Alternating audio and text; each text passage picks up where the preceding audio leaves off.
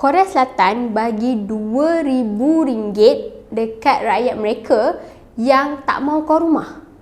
Pada tahun 2023, ada satu polisi yang kerajaan Korea telah buat untuk membantu rakyat mereka yang ada masalah social withdrawal ataupun yang tak mahu keluar bersosial ni, untuk tarik mereka kembali kepada society ataupun kembali kepada masyarakat lah. Jadi mereka menyediakan allowance bulanan sebanyak 650,000 won, bersamaan 2,000 lebih lah dekat kita kan. Jadi kenapa kerajaan Korea decide buat keputusan ni? Jadi data yang ada dalam negara mereka menunjukkan ramai rakyat mereka yang berusia 9 hingga 30 tahun macam tu mengalami kesunyian dan hidup terasing. Jadi mereka ni lebih memilih untuk mengasingkan diri daripada bergaul dengan masyarakat. So kenapa benda ni jadi satu isu dan masalah kan? Sebab bila mereka memilih untuk mengasingkan diri, ada di antara mereka yang tidak mahu ke sekolah, tidak mahu sambung belajar dan even tidak mahu bekerja. Jadi perkara ni jadi satu masalah untuk ekonomi negara mereka lah.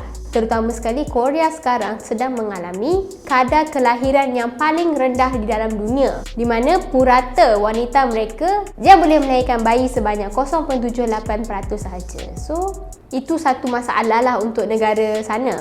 Dalam program ni bukan setakat allowance bulanan sahaja kerajaan Korea bagi kepada rakyat mereka. Kerajaan mereka juga menyediakan pendidikan, peluang pekerjaan dan kesihatan kepada mereka ni. Yelah, sebab mereka tidak mahu keluar rumah. Jadi ada di antara mereka yang ada masalah kesihatan ataupun yang tak ada kerja ni, diorang tak keluar rumah. Jadi dengan adanya program macam ni dapat menarik rakyat mereka yang dah biasa asingkan diri ni untuk keluar, keluar daripada rumah. Bukan tu je, kajian mereka juga mendapati mereka yang mengasingkan diri ni kebiasaan daripada mereka adalah mangsa buli ataupun mangsa keganasan rumah tangga ataupun mereka yang kurang keyakinan diri atas rupa paras mereka ke macam tu. Contoh kalau kata orang tu ada parut yang menyebabkan mereka susah dapat kerja ataupun memang diorang tak yakin dengan hidup diorang ke apa ke, so ada allow untuk ubah fizikal supaya mereka jadi lebih yakin dan jadi mahu keluarlah bergaul dengan masyarakat. Dalam kajian itu juga ada seorang responden yang menyatakan waktu dia berusia 15 tahun mereka hidup dalam keluarga yang tak harmoni, di mana diorang selalu kena pukul, ayah diorang mabuk, benda macam tu lah kan. Disebabkan itu mereka lebih memilih untuk asingkan diri daripada masyarakat. Sebab itulah cara untuk selamatkan diri sendiri ataupun defense mechanism mereka lah, mereka memilih untuk mengasingkan diri. Bilangan orang yang mengasingkan diri dan tidak mahu bergaul dengan society ini meningkat dan mendatangkan kerisauan, terutamanya dari segi sektor ekonomi lah. Bila tak ada orang nak bekerja, tak ada orang nak pergi sekolah, apa jadi dekat negara tu kan? So sebab itulah ini ada salah satu cara kerajaan mereka untuk tarik balik mereka yang dah asingkan diri ni kembali kepada society. Faktor ini juga menyumbang kepada kenapa Korea mengalami kadar kelahiran yang rendah, sebab mereka dah biasa duduk seorang, so tak perlulah nak bercampur-campur dengan orang kan. Lagi senang jaga diri sendiri, hanya perlu makan tidur dan makan tidur. Selain itu, sebabkan ekonomi sekarang lah dah meningkat, jadi wanita di sana memilih untuk tidak melahirkan anak sebab ada anak tu mahal. Ini bukan saya cakap, ini kajian ni, itu saya tak cakap.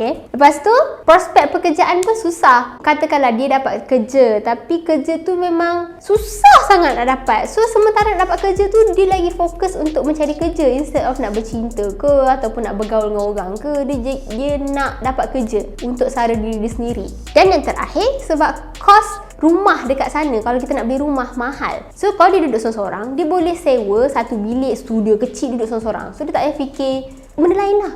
Masalah ni bukan hanya berlaku di Korea, dia berlaku dekat banyak negara yang especially negara-negara membangun lah. Even dekat Malaysia pun benda ni satu concern jugalah, sebab kita punya kadar kelahiran pun dah berkurang. Macam kita tengok sekarang barang-barang pun makin mahal.